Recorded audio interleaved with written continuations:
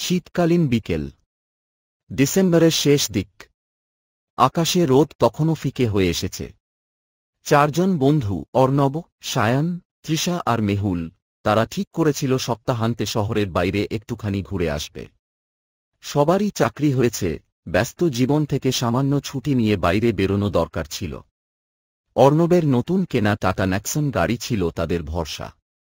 নীলচে রঙের চকচকে গাড়ি, যার স্টিয়ারিং ধরতে ধরতে অর্ণব যেন নিজের স্বপ্ন ছুঁয়ে ফেলেছিল।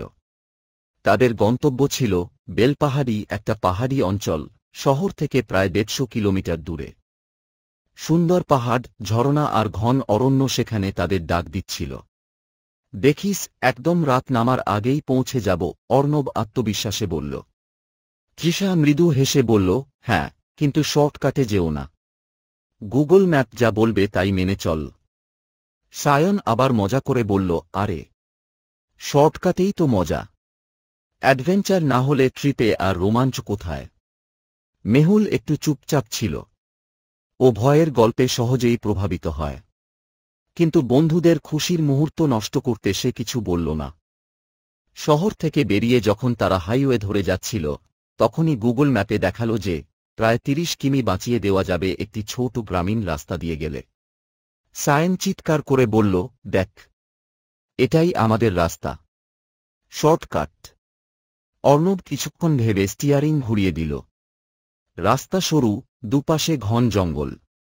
আকাশ তখন ধীরে ধীরে অন্ধকার হয়ে আসছে। তৃষা বলল, এই রাস্তাটা ভয়ঙ্কর লাগছে, যদি কোনো বিপদ হয়। সায়ন হাসতে হাসতে বলল, কোনো ভূতুত আছে নাকি? মেহুল ঠোঁট কামড়ে রইল। সে জানে, এ ধরনের জঙ্গলের রাস্তা প্রায়শই কিছু না কিছু লুকিয়ে রাখে। গাড়ি ধীরে ধীরে চলতে লাগল। সামনে কুয়াশা জমতে শুরু করল। মোবাইলের নেটওয়ার্কও ধীরে ধীরে হারিয়ে গেল। একসময় রাস্তার পাশে দেখা গেল একটা ভাঙাচোরা বাসস্ট্যান্ড। অদ্ভুতভাবে একেবারে শুনশান, অথচ সেখানে দাঁড়িয়ে আছে একটা বুড়ি মহিলা। তার হাতে লাঠি, পরনে মলিন সাদা শাড়ি। অর্ণব বলল, এই সময়ে এখানে লোকজন দাঁড়িয়ে থাকে নাকি? তৃষা গাড়ির ভেতর থেকেই মহিলাটাকে লক্ষ্য করছিল। মহিলার চোখ দুটো কেমন যেন ফাঁকা, আলোহীন। মেহুল ফিসফিস করে বলল, চলো, গাড়ি না থামিয়ে চলে যাও। অর্ণব গাড়ি এগিয়ে নিল। কিন্তু পেছনের আয়নায় দেখা গেল বুড়িটা দাঁড়িয়ে নেই, বরং ঠিক তাদের গাড়ির পেছনে হেঁটে আসছে। কিভাবে সম্ভব? অর্ণব চিৎকার করে উঠল। গাড়ি তো ঘণ্টায় 50 কিমি বেগে চলছিল। তৃষা চোখ বড় বড় করে তাকিয়ে রইল, পেছনে তাকিও না। আকাশ পুরোপুরি অন্ধকার হয়ে গেল। গাড়ির হেডলাইট ছাড়া আর কোনো আলো নেই। হঠাৎ ইঞ্জিন ঝাঁকুনি খেল, আলো টিমটিম করে উঠল। আরে কি হলো এটা?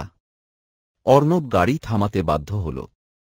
গাড়ি বন্ধ হয়ে গেল একেবারে রাস্তার মাঝখানে। চারপাশে গাঢ় নীরবতা। শুধু বাতাসে শুকনো পাতার খসখস শব্দ। হঠাৎ পেছনের সিট থেকে তৃষা ভয়ে চিৎকার করে উঠল। ওই দেখ, কেউ দাঁড়িয়ে আছে। সবাই তাকিয়ে দেখল, গাড়ির জানালার বাইরে, ঠিক গাড়ির আলো, একটা অদ্ভুত চেহারার মানুষ দাঁড়িয়ে আছে। লম্বা, শুকনো, মুখে মাংস প্রায় নেই, শুধু কঙ্কালসার হাসি। তার চোখ দুটো রক্তের মতো লাল। মেহুল ভয়ে গলা শুকিয়ে বলল, এটা মানুষ নয়। অর্ণব তড়িঘড়ি করে ইঞ্জিন স্টার্ট করার চেষ্টা করল। আশ্চর্যজনকভাবে গাড়ি একবারেই স্টার্ট হয়ে গেল। সে গ্যাসে চাপ দিল, গাড়ি ছুটে গেল। কিন্তু সবাই লক্ষ্য করল, ওই ভয়ঙ্কর মানুষটা ঠিক রাস্তার মাঝে দাঁড়িয়েই রইল। কিন্তু কয়েক মিনিট পরেই আবার সমস্যা শুরু হল। গাড়ির ভেতরে এক অদ্ভুত দুর্গন্ধ ভেসে এল, যেন পোড়া মাংসের গন্ধ। তৃষা কান্নাজড়িত গলায় বলল, এই গন্ধ আসছে কোথা থেকে? হঠাৎ সায়ন কেঁপে উঠল। তার গলায় ঠান্ডা বরফের মতো হাত রেখে কেউ যেন ফিসফিস করে বলল, তোমরা ভুল রাস্তায় ঢুকে পড়েছ। সায়ন ঝটকা মেরে সিট থেকে উঠে পড়ল। কিন্তু সেখানে কেউ নেই। মেহুল হঠাৎ মনে পড়ল এক পুরনো গল্প। এই রাস্তা নাকি আগে ছিল শ্মশানঘাটের পথ। গ্রামের লোকেরা বলে, এখানে বহু বছর আগে বাস ভেঙে পড়েছিল খাদের নিচে, মারা গিয়েছিল 40 থেকে 50 জন মানুষ। তাদের আত্মা আজও মুক্তি পায়নি। আমরা ওই রাস্তাতেই আছি। সেই অভিশপ্ত জায়গায়, মেহুল ফিসফিস করে বলল। তৃষা কান্না চেপে বলল, চুপ করো, এসব বলো না এখন। কিন্তু ঠিক তখনই গাড়ির ভেতরে কারো কান্নার শব্দ ভেসে এল, যেন কোনো শিশু কাঁদছে। চারজনই হিম হয়ে গেল। গাড়ির ভেতরে কোনো শিশু নেই, তবু শব্দটা স্পষ্ট। গাড়ি আবার থেমে গেল। চারপাশে কুয়াশা এত ঘন হয়ে গেল যে 1 মিটারও দেখা যায় না। অর্ণব গাড়ি থেকে নামতে যাচ্ছিল, কিন্তু সিটবেল্ট যেন নিজে থেকেই শক্ত হয়ে তার শরীরে জড়িয়ে গেল। সে যতই খুলতে চাইছে, ততই আঁকড়ে ধরছে। হঠাৎ সামনের উইন্ডশিল্ডে লাল রঙে লেখা ফুটে উঠল, ফিরে যা, না হলে মরবে। সবাই একসাথে চিৎকার করে উঠল। মেহুল প্রায় অজ্ঞান হয়ে গেল। তৃষা চোখ বন্ধ করে কাঁদতে লাগল। কিন্তু সায়ন হঠাৎ জেদি স্বরে বলল, আমরা মরব না। ভূতের কোনো ক্ষমতা নেই। তার কথার পরেই গাড়ির চারদিকে ভয়ঙ্কর হাসির আওয়াজ ভেসে উঠল। চারজনের কানে বাজতে লাগল অমানুষিক কান্না, চিৎকার আর হাহাকার। অর্ণব মরিয়া হয়ে আবার একবার ইঞ্জিন স্টার্ট করার চেষ্টা করল। অবিশ্বাস্যভাবে গাড়ি চলতে শুরু করল। গাড়ি ছুটতে লাগল, কিন্তু তারা বুঝতেই পারল না কোথায় যাচ্ছে। ম্যাপে কোনো দিশা নেই, চারপাশে শুধু জঙ্গল। হঠাৎ দেখা গেল রাস্তার মাঝে আগুন জ্বলছে। আগুনের ভেতরে দাঁড়িয়ে আছে সেই বুড়ি মহিলা, যাকে তারা প্রথমে দেখেছিল। তার চোখ দিয়ে রক্ত ঝরছে, মুখ থেকে ভেসে আসছে ভয়ঙ্কর হাসি। অর্ণব ব্রেক কষে গাড়ি থামল। সবাই স্তব্ধ। মহিলা হাত তুলে বলল, তোমরা ভুলে এসেছ।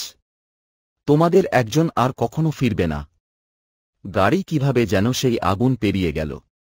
কয়েক ঘন্টা পর তারা হঠাৎ করেই নিজেদের আবার হাইওয়েতে খুঁজে পেল। যেন কিছুই হয়নি। চারজনই নির্বাক। কেউ কিছু বলার মতো নেই। শুধু মেহুল দেখল, পেছনের সিটে সায়ন নেই। গাড়ি থামিয়ে খুঁজল তারা, কিন্তু কোথাও কোনো চিহ্ন নেই। সায়ন যেন অদৃশ্য হয়ে গেছে। অর্ণব গাড়ির আয়নায় তাকাতেই হঠাৎ জমে গেল। আয়নায় পেছনের সিটে সায়ন বসে আছে, কিন্তু তার চোখ দুটো লাল, আর মুখে সেই কঙ্কালসার হাসি। তারপর থেকে আজও 3 জন বেঁচে আছে, কিন্তু তারা আর কখনো শর্টকাট রাস্তায় যায় না। আর অর্ণবের টাটা ন্যাক্সন। মাঝরাতে কখনো কখনো তার ভেতর থেকে ভেসে আসে সায়নের হাসি আর এক শিশুর কান্না।